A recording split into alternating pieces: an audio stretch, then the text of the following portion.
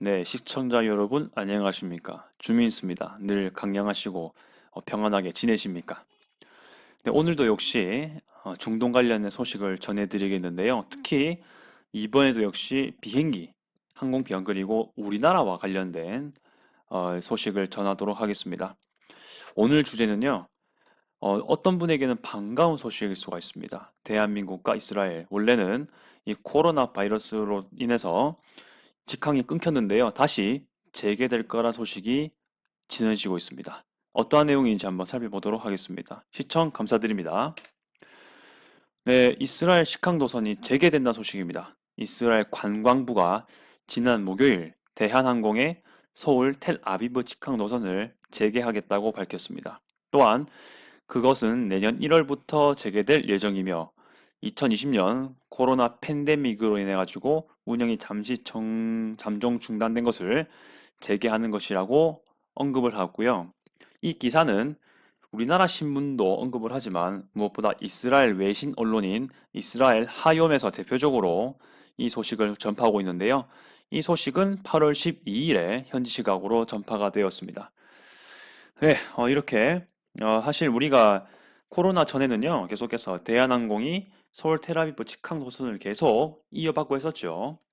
저도 이제 코로나 팬데믹이 되기 전에 이스라엘 한두 번, 두 번 정도 여행했었습니다. 근데 저는 물론 대한항공을 타진 않았지만 다른 나라도 좀 많이 가기 위해서 그랬는데요. 그래도 이제 이스라엘 여행을 하기 위해서 항공편을 찾아봤을 때 꽤 이 대한항공 표가 많이 보였었습니다. 검색했을 때 그게 그래도 우리나라가 그래도 이스라엘하고 항공편이 많았다라는 생각이 들었는데 네, 코로나 팬데믹으로 인해 가지고 잠정 중단된 게 참 아쉽기도 했었습니다. 뭐 시기가 그렇고 시대적 조류가 그러니까 어쩔 수 없긴 했지만요. 그래서 아마 제가 기억하기로는 2020년 초반에 그 코로나 팬데믹이 이스라엘에서 터졌을 때 성지순례 왔던 분들도 오려고 했는데 공항에서 쫓겨나고 막 그랬던 사건도 있었던 걸로 기억하고요. 그 이스라엘에 있던 교민들도 속히 그 한국으로 돌아갈 것을 촉구하는 사건도 있었다라고 들었는데요. 아무튼 이제 이러한 과거들이 참 최근에 있었는데 그래도 이렇게 다시 재개가 된다는 소식은 참 반갑지 않을 수가 없습니다. 네, 반가운 소식으로 저는 판단을 하고요. 네, 재개가 잘 되었으면 좋겠다는 생각이 개인적으로 듭니다.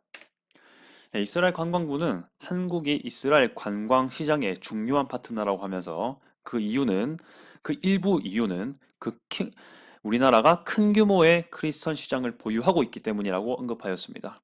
또한 팬데믹 이전 2019년 약 6만 명이 한국에서 이스라엘을 여행하였고 직항 재개 이후가 되면은 이 숫자가 뛰어넘어질 것이라고 얘기를 하고 있습니다. 동일한 기사에서 밝히고 있습니다. 네, 그래서 우리나라 기사로 검색하셔도요, 이러한 내용들이 똑같이 언급이 될 건데요.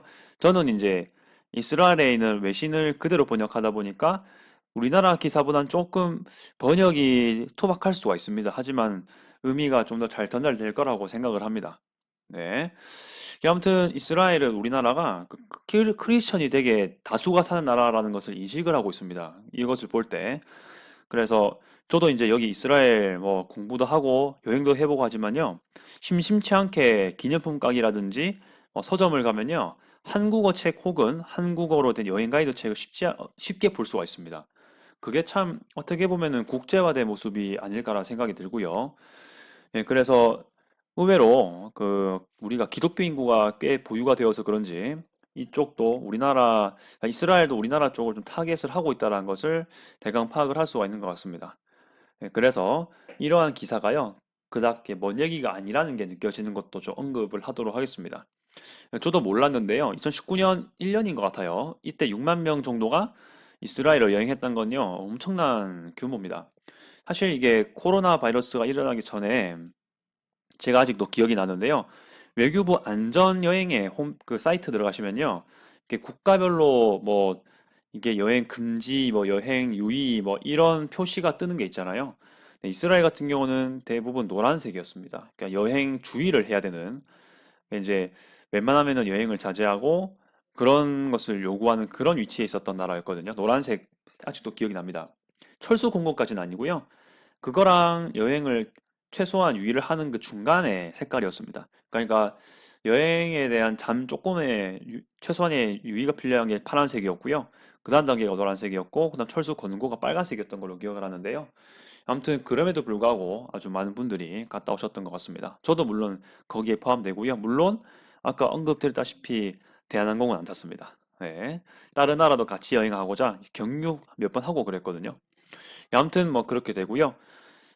제가 기대했을 때도 코로나가 풀리고 또 이제 여행 붐이 엄청나게 일어나고 있지 않습니까? 사실 지금 여행객 수가 그 코로나가 풀려서 그런지요.